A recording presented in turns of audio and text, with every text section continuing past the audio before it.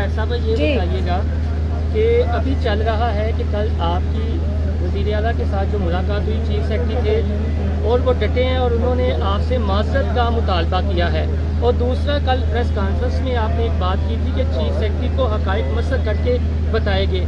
ये 12 करोड़ आवाम का सूबा है और इसका चीफ सेक्रेटरी इतना बोला और इतना कानों का कच्चा है कि वो जो रिपोर्ट उसके पास गलत आ रही है वो मनोमन तस्लीम करके एक सख्त स्टेटमेंट देता है। ऐसे चीफ सेक्रेटरी को तो फौरी तौर पर बरतरफ नहीं कर देना चाहिए कि जो कानों का कच्चा निकलता है। पहली बात तो ये है कि वज़ीर आला, मैं और चीफ सेक्रेटरी साहब मीटिंग में थे, फरिश्ते थे तो फरिश्ते आप तक उनकी रसाई होगी। मैं ये जो आप कह रहे हैं गुफ्तगू, ये वहाँ गुफ्तगू नहीं हुई है, पहली बात। दूसरी बात ये है कि हम सब आवाम को जवाबदेह हैं। माफ़ी मांगनी है तो हमें आवाम से मांगनी है, क्योंकि आवाम जो हमसे तो अक़वात लगाती है, हम अगर डिलीवर नहीं करते तो आवाम से माफ़ी और शर्मिंदा होना चाहिए। और आवाम असल मालिक है, हकदार हैं और इस रियासत पाकिस्तान के वो मालिक हैं अल्लाह के बाद। तो बाकी चीज़ें जो हैं ये आईनी कानूनी पैरामीटर्स के अंदर रहते हुए सबको काम करना है।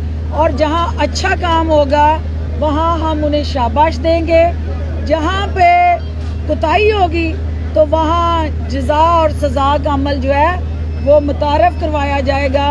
और गधे और घोड़े एक अस्तबल में अब नहीं बांधे जाएंगे। जो ये नहीं होगा कि जो काम करे तो वो शाबाश उसको ना मिले और जो ना करे वो खुशामद करके उसका हक छीन ले, ऐसा नहीं होगा। अब परफॉर्मेंस ही एक पैरामीटर है, आपको परफॉर्म करना है, अवाम के सामने उनके बुनियादी मसाइल का तदारक करना है। और वज़ीर आज़म इमरान खान हूँ या वज़ीर आला उस्मान बुज़दार हूँ, उनकी टीम में सिर्फ़ और सिर्फ परफार्मर ही रह सकता है, किसी और को उस टीम में रहने की जगह नहीं है। ज़िलाई इंतज़ामिया उनको मैं ये पैगाम देती हूँ कि हुकूमत और आप इस गाड़ी के दो पहिए हैं, और हुकूमत जो है वो तन्हा अवाम के दुखों के मदावे के लिए जो कोशिशें कर रही है वो उस वक्त तक कामयाब नहीं हो सकती जब तक सिद्के दिल से ब्यूरोक्रेसी हुकूमत के उन अहकामात पे अमल दरामद को यकीनी नहीं बनाएगी। तो हमें अवाम के लिए वज़ीर आज़म के दिल में जो दर्द और एहसास है, ब्यूरोक्रेसी को, अफसरशाही को, वो अमल के ज़रिए उस दर्द और एहसास को अवामी फलाही मंसूबों के साथ जोड़ते हुए अवाम के सामने हमने सुरखरू होना है।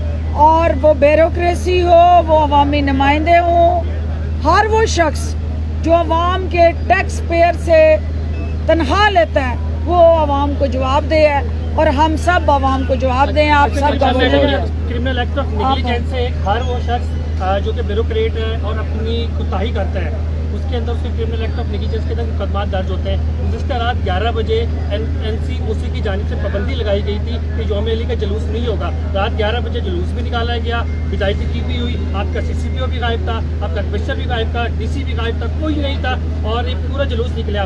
कोई SOPs नहीं थे, कोई कुछ नहीं था। चाहे तो वीडियोज़ आप देख सकते हैं, उस पर बताइएगा क्या कहेंगे। देखिए, इसमें यकीनन जो आपने निशानदेही की है, चूँकि आपका वैलिड पॉइंट है कि हुकूमतें जब कोई रिकमेंडेशंस करती हैं, जब कोई तरजीहात तय कर लेती हैं तो उस पर 100% अमल दरामद होना चाहिए।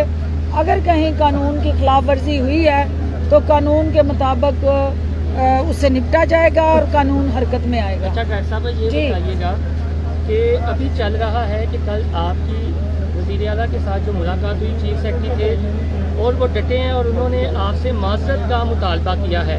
और दूसरा, कल प्रेस कॉन्फ्रेंस में आपने एक बात की थी कि चीफ सेक्रेटरी को हक़ाइक़ मसर करके बताएंगे।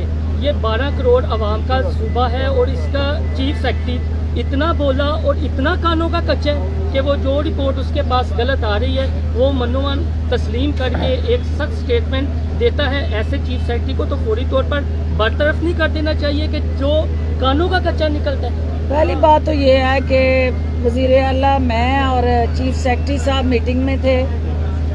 فرشتے تھے تو فرشتے آپ تک ان کی رسائی ہوگی. میں یہ جو آپ کہہ رہے ہیں گفتگو، یہ وہاں گفتگو نہیں ہوئی ہے، پہلی بات. دوسری بات یہ ہے کہ ہم سب عوام کو جواب دہ ہیں. معافی مانگنی ہے تو ہمیں عوام سے مانگنی ہے، کیونکہ عوام جو ہم سے توقعات لگاتی ہے، ہم اگر ڈلیور نہیں کرتے تو عوام سے معافی اور شرمندہ ہونا چاہیے. اور عوام اصل مالک ہے، حقدار ہیں، اور اس ریاست پاکستان کے وہ مالک ہیں اللہ کے بعد. تو باقی چیزیں جو ہیں یہ آئینی قانونی پیرامیٹرز کے اندر رہتے ہوئے سب کو کام کرنا ہے. اور جہاں اچھا کام ہوگا وہاں ہم انہیں شاباش دیں گے. جہاں پہ کوتاہی ہوگی تو وہاں جزا اور سزا کا عمل جو ہے وہ متعارف کروایا جائے گا. اور گدھے اور گھوڑے ایک استبل میں اب نہیں باندھے جائیں گے. جو یہ نہیں ہوگا کہ جو کام کرے تو وہ شاباش اس کو نہ ملے، اور جو نہ کرے وہ خوشامد کر کے اس کا حق چھین لے. ایسا نہیں ہوگا. اب پرفارمنس ہی ایک پیرامیٹر ہے. آپ کو پرفارم کرنا ہے، عوام کے سامنے ان کے بنیادی مسائل کا تدارک کرنا ہے. اور وزیر اعظم عمران خان ہوں یا وزیر اعلیٰ عثمان بزدار ہوں، ان کی ٹیم میں صرف اور صرف پرفارمر ہی رہ سکتا ہے، کسی اور کو اس ٹیم میں رہنے کی جگہ نہیں ہے. Thank you. بتائیے گا کہ جو چینی بلیک ہو رہی ہے، جو مارکیٹ سے جو ملوں سے نکلی اور رمضان بازاروں تک نہیں پہنچی، اس پر آپ نے بتایا تھا گزشتہ روز کہ وزیر اعلیٰ نے رپورٹ منگوائی ہے، تو وہ اس کی ڈیڈ لائن کیا ہے؟ رپورٹ سبمٹ کب ہوگی وزیر اعلیٰ کو؟ دیکھیں، اس کے لیے شکایات جو سامنے آئی، ہر جگہ نہیں، کچھ جگہوں پہ وہ شکایات سامنے آئی ہیں، اور اس کے لیے آزادانہ تحقیقات انٹیلیجنس بیس سسٹم اور نیٹ ورک سے ہم کروائیں گے. اور وہ ٹائم لائن ظاہر ہے یہ رمضان بازار کے ساتھ جڑا ایک پروسیس جو ہے یہ مکمل ہوگا، تو تب بھی وہ رپورٹ جو ہے وہ مکمل ہو کے سامنے آئے گی، تاکہ حتمی رپورٹ جو ہے رمضان بازاروں کے اختتام کے بعد ہی حکومت جو ہے وہ سامنے لا ڈاکٹر صاحب یہ فرمائیے گا کہ رمضان مبارک میں تو آپ نے سبسڈائز کر کے لوگوں کو شاید جو خردمش ہیں وہ سستی دے دی. اب یہ رمضان ختم ہونے والا ہے، اس کے بعد جو اوپن مارکیٹ میں پرائسز ہیں، چینی 110 پہ ہے، اسی طرح سے جو چکن ہے وہ 400 پہ پہنچ گیا ہوا ہے، باقی چیزوں پہ بھی قیمتیں زیادہ ہیں، تو وہ جو دیران دوری ہو رہی ہے اس کے خلاف کیا حکومت کی ایکشن عملی ہوگی؟ دیکھیں، رمضان بازار یہی بعد میں سہولت بازار میں بدلیں گے، اور حکومت جو ہے رمضان بازار کو اور سہولت بازار کو جب تک جو ہے ہم یہ طے اور تعین نہیں کر لیتے کہ ہماری عام مارکیٹوں میں جو عوام تک رسائی ہے ان اشیاء کی، کیونکہ رمضان میں وہ کھپت بڑھتی ہے اور ڈیلی یوزیج میں وہ کھپت کم ہو جاتی ہے، جو ڈیمانڈ سپلائی گیپ آتا ہے وہ رمضان میں زیادہ دیکھنے کو ملتا ہے. تو جو ہی یہ عید کے بعد کی صورتحال واضح ہوگی، حکومت جو ہے وہ اپنی اس کمٹمنٹ کو انشور کرے گی کہ ہم نے عوام کو جو مجسٹریٹ سسٹم کے تحت جو مارکیٹ کمیٹیوں میں، ایگریکلچر منڈیوں میں، عام دکانوں میں یکساں پیمانہ رکھنا ہے، اور وہ ہے کہ جو نرخ جس چیز کے مقرر ہو عوام کو اس نرخ پہ وہ چیز ملے، اور جہاں وائلیشن ہوگی وہاں ڈنڈا جو ہے وہ اپنی رونمائی بھی کرائے گا اور اپنی طاقت بھی بنوائے گا.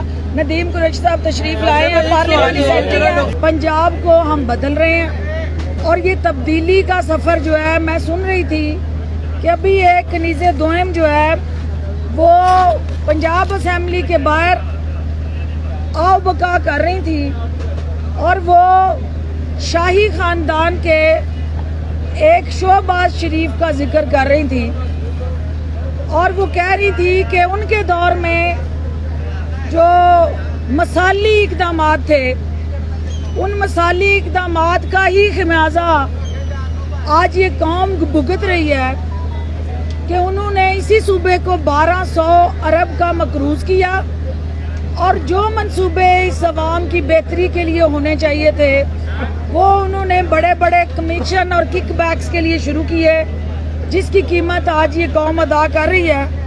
میں چونکہ یہ کہنا چاہ رہی ہوں کہ جو آپ کا اس وقت مانیٹرنگ سسٹم ہے ان رمضان بازاروں کا، اس کے دوران سب سے اہم جو مجسٹریٹس کا رول ہے، 3 مئی تک جو انسپیکشنز ہوئی ہیں وہ 12,450 ہیں، 1924 اوور چارجنگ، ظہیرہ اندوزی اور دیگر خلاف ورزیوں کے کیسز سامنے آئے ہیں، جن پر 89 مقدمات درج ہوئے ہیں اور 68 افراد کو گرفتار کیا گیا ہے۔ اس کے علاوہ خلاف ورزیوں پر 29,74,053 روپے جو ہے وہ جرمانہ کیا گیا ہے۔ ناپ تول کے پیمانے کی چیکنگ کے لیے 1522 انسپیکشن کی گئی ہیں، 19 خلاف ورزیاں اور جس پہ قانونی کارروائی ہوئی ہے۔ ظہیرہ اندوزی کو روکنے کے لیے پنجاب بھر میں 29 میگا چھاپے مارے گئے ہیں اور ظہیرہ اندوزوں سے 480 اور آٹے کے 82,818 تھیلے برآمد کیے گئے ہیں۔ یہ ہمارا ایک طرف ریلیف، دوسری طرف مانیٹرنگ، تیسری طرف جزا سزا کا جو پہلو ہے وہ اس معاشرے میں انشاءاللہ ایک مثبت تبدیلی کا پیش خیمہ ثابت ہوگا۔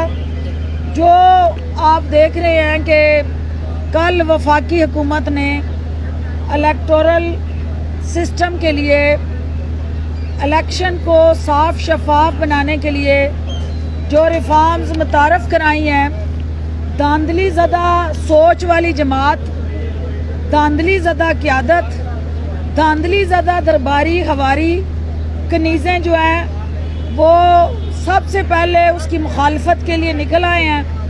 اس کا مطلب ہے کہ ان کو اس ملک میں آزاد، منصفانہ اور شفاف الیکشن نہیں چاہیے۔ ان کو صرف اور صرف چور دروازے سے اقتدار میں آنے کے لیے ہر طرح کی چور بازاری چاہیے۔ ٹیکنالوجی اور آٹومیشن ہی واحد اس گلے سڑے نظام سے نجات پانے کا واحد ذریعہ ہے۔